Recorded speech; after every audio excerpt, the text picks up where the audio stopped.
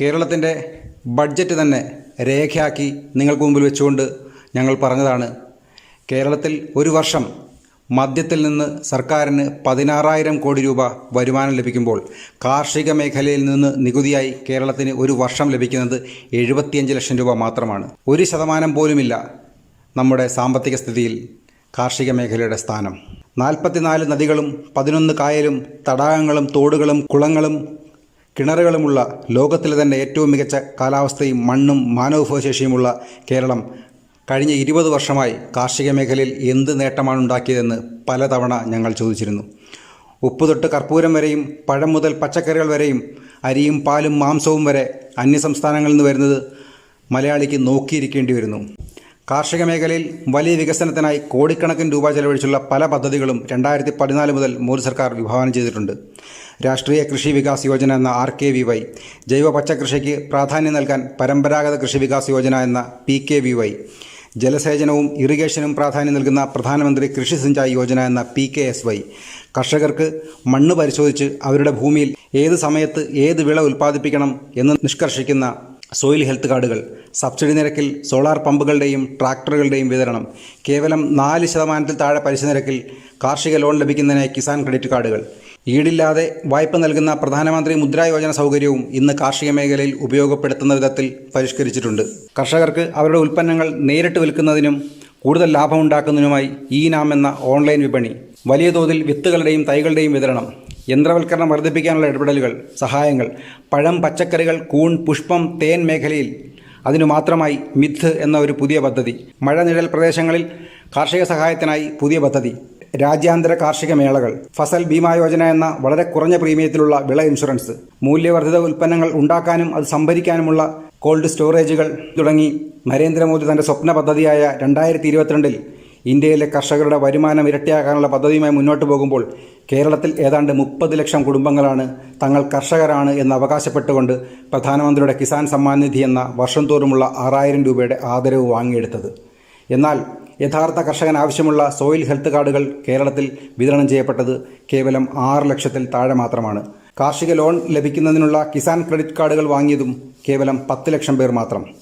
എന്നാൽ മേൽപ്പറഞ്ഞ എല്ലാ പദ്ധതികൾക്കും കേന്ദ്രത്തിൽ നിന്ന് കോടിക്കണക്കിന് രൂപയുടെ സഹായം ലഭിച്ചിട്ടുണ്ട്.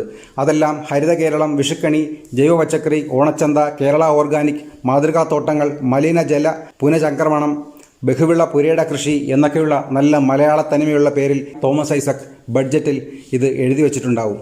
കേരളത്തിലെ മണ്ണ് പരിശോധന ലാബുകൾക്കായി മോദി സർക്കാർ നൽകിയത് 4.85 കോടി രൂപയാണ്. വിതരണം ചെയ്തത് 4.5 ലക്ഷം സോയിൽ കാർഡുകൾ. കേരളത്തിൽ 14 ജില്ലകളിലും കൂടാതെ 11 സഞ്ചരിക്കുന്ന മണ്ണ് പരിശോധന ലാബുകളും ഈ പ്രകാരം ഉണ്ടാക്കി. ഓർഗാനിക് ഫാമിംഗ് പ്രോത്സാഹിപ്പിക്കുന്നതിനായി മോദി സർക്കാർ കൊണ്ടുവന്ന പരമ്പരാഗത കൃഷി വികാസ് യോജന വഴി ഓരോ ഹെക്ടറിനും 50,000 രൂപയുടെ കേന്ദ്ര സഹായം ലഭിക്കും. 2 ഹെക്ടർ വീതമുള്ള 10 കർഷകർ ചേർന്ന് കൂട്ടമായാണ് ഇത്തരം പദ്ധതി നടപ്പാക്കാൻ കേന്ദ്രം ഉദ്ദേശിക്കുന്നത്. അങ്ങനെ 20 ഹെക്ടറുള്ള 119 ക്ലസ്റ്ററുകൾക്കാണ് കേരളത്തിൽ അനുവാദം ലഭിച്ചത്. അതിനായി 12.5 കോടി രൂപയാണ് കേരളത്തിൽ ലഭിച്ചത്. അവിടെയും VS സുനിൽകുമാർ മന്ത്രിയുടെയും മുഖ്യമന്ത്രിയുടെയും ചിരിച്ചു നിൽക്കുന്ന ഫ്ലക്സ് ബോർഡുകൾ നമ്മൾ കണ്ടിട്ടുണ്ടാവും.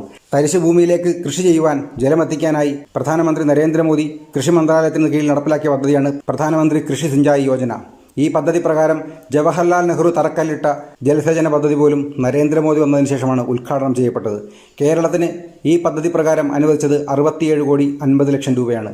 ഈ പദ്ധതി പ്രകാരം കേരളത്തിൽ നടക്കുന്ന പ്രൊജക്റ്റുകൾ Palakapandi diversion scheme, Chalakudy diversion scheme, Chittur പുഴ diversion scheme, Pazhassi diversion scheme, Idamalayar irrigation scheme, Muvattupuzha valley project, Kallada irrigation scheme, Cheerakuzhi scheme, Vazhani scheme, Peechi scheme, Cheemeni scheme, Periyar valley scheme, Pamba scheme, Neyyar irrigation scheme എന്നിവയാണ്.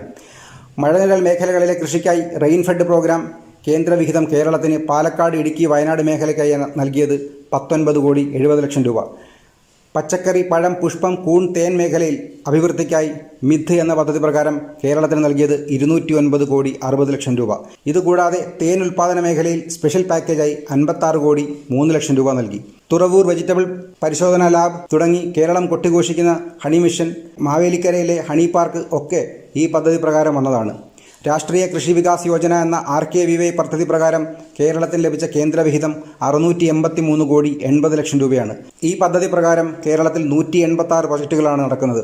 NCDC വഴി കേരളത്തിന് ലോണായി ലഭിച്ച തുക 1842 കോടി രൂപയാണ്. കർഷകർക്ക് വളരെ അത്യന്താപേക്ഷിതമായ യൂറിയ UPA സർക്കാരിൻ്റെ കാലത്ത് വ്യാവസായിക ആവശ്യങ്ങൾക്കായി വകമാറ്റി ഉപയോഗിച്ചിരുന്നുവെങ്കിൽ അത് ഒഴിവാക്കുന്നതിനായി യൂറിയയിൽ വേപ്പിൻ മിശ്രിതം ചേർത്ത് കർഷകർക്ക് മാത്രം യൂറിയ ഉപയോഗിക്കാവുന്ന തരത്തിലേക്ക് മാറ്റുകയുണ്ടായി. തൽഫലമായി കർഷകർക്ക് ആവശ്യത്തിന് യൂറിയ ലഭിക്കുകയും അതിനോടൊപ്പം തന്നെ വേപ്പ് മറ്റൊരു കാർഷിക വരുമാന മാർഗമാവുകയും ചെയ്തു. മുഖ്യമന്ത്രി ഇന്നലെ പറഞ്ഞതുപോലെ എല്ലാ വീടുകളിലും പശുവിനെ വളർത്തുന്നതിനായി കേന്ദ്രം മുൻപേ വിഭാവനം ചെയ്ത പദ്ധതിയാണ് രാഷ്ട്രീയ ഗോകുൽ മിഷൻ. ആ പദ്ധതി പ്രകാരം കേരളത്തിന് ലഭിച്ചത് 25 കോടി രൂപയാണ്. നാഷണൽ ഡയറി ഡെവലപ്മെന്റ് പദ്ധതി പ്രകാരം കേരളത്തിന് 26.8 കോടി രൂപ ലഭിച്ചു. കേരളത്തിൽ 32,000 കന്നുകാലികൾക്ക് ഇൻഷുറൻസ് നൽകി. കേന്ദ്രത്തിന്റെ കാമധേനു പദ്ധതി പ്രകാരം കന്നുകാലി പശു സംരക്ഷണവും കേരളം തുടങ്ങി. പശുക്കൾക്ക് ഹെൽത്ത് കാർഡ്, കന്നുകാലി ഇൻഷുറൻസ്, കന്നുകുട്ടി പരിപാലനം തുടങ്ങി വിവിധ കേന്ദ്ര പദ്ധതികൾ കേരളത്തിൽ നടപ്പിലാക്കുന്നു. ബ്ലൂ റവല്യൂഷൻ, അതായത് മത്സ്യബന്ധന മേഖലയിൽ ഫിഷ് പ്രൊഡക്ഷൻ വർദ്ധിപ്പിക്കുന്നതിനായി കേരളത്തിന് കേന്ദ്രം നൽകിയത് 143 കോടി 70 ലക്ഷം രൂപയാണ്. മത്സ്യത്തൊഴിലാളികൾക്ക് കേരളത്തിൽ 600 മോട്ടറൈസ്ഡ് ബോട്ടുകളും 52 ഫിഷ് മാർക്കറ്റുകളും കേന്ദ്രം അനുവദിച്ചു. കൂടാതെ 2000-ലധികം മത്സ്യത്തൊഴിലാളികൾക്ക് വീടുകളും കേന്ദ്രം അനുവദിച്ചു. മത്സ്യത്തൊഴിലാളികൾക്ക് ആശ്വാസധനം 600 രൂപയിൽ നിന്ന് 1500 രൂപയായി ഉയർത്തി. ബിരുദത്തിന് പഠിക്കുന്ന കുട്ടികൾക്ക് ഓണറേറിയം 750 രൂപയിൽ നിന്ന് 3000 രൂപയായി ഉയർത്തി. സ്കോളർഷിപ്പ് 1000 രൂപയിൽ നിന്ന് 2000 രൂപയായി ഉയർത്തി. മത്സ്യത്തൊഴിലാളികളുടെ ഇൻഷുറൻസ് പ്രീമിയം 29 രൂപയിൽ നിന്നും 20 രൂപയായി കുറച്ചു.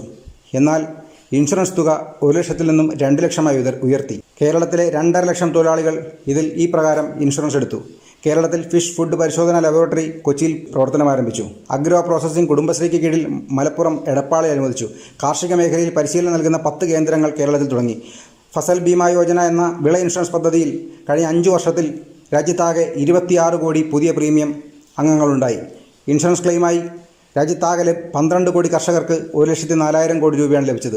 2010 മുതൽ 14 വരെയുള്ള കോൺഗ്രസ് കാലയളവിൽ കർഷകർക്ക് വിതരണം ചെയ്തത് 10,12,900 കാർഷിക യന്ത്രങ്ങളാണെങ്കിൽ 2014 മുതൽ 19 വരെ 2,344 കോടി രൂപ ചെലവഴിച്ച് മോദി സർക്കാർ വിതരണം ചെയ്തത് 29,91,50 യന്ത്രങ്ങളാണ്.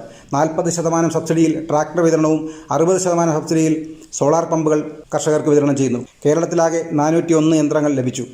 കാർഷിക മേഖലയിൽ UPA സർക്കാരിൻ്റെ കാലത്ത് വിതരണം ചെയ്തത് ആകെ കാർഷിക ലോണുകൾ 23 ലക്ഷം കോടി രൂപയെങ്കിൽ മോദി സർക്കാരിൻ്റെ കാലത്ത് അത് 38 ലക്ഷം കോടി രൂപയാണ്.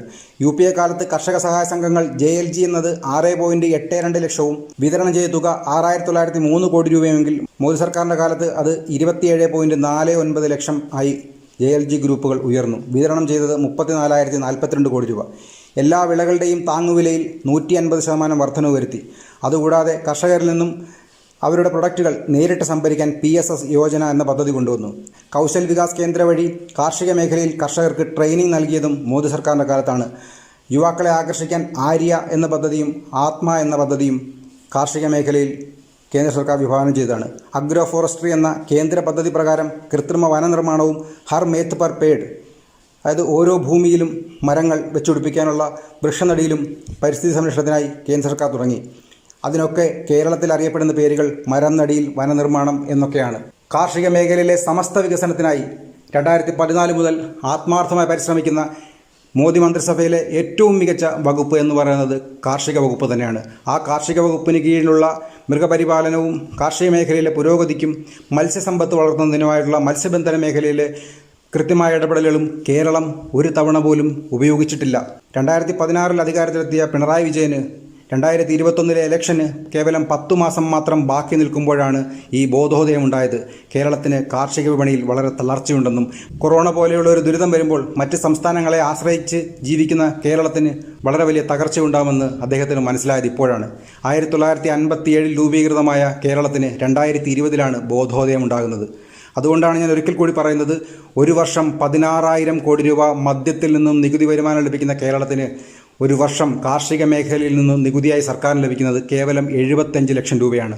കാർഷിക മേഖലയിലും വ്യാവസായിക മേഖലയിലും വളരെ വലിയ പുരോഗതി ഉണ്ടായാൽ മാത്രമേ കേരളത്തിന് ഒന്ന് നിവർന്ന് നിൽക്കാനെങ്കിലും ആകൂ.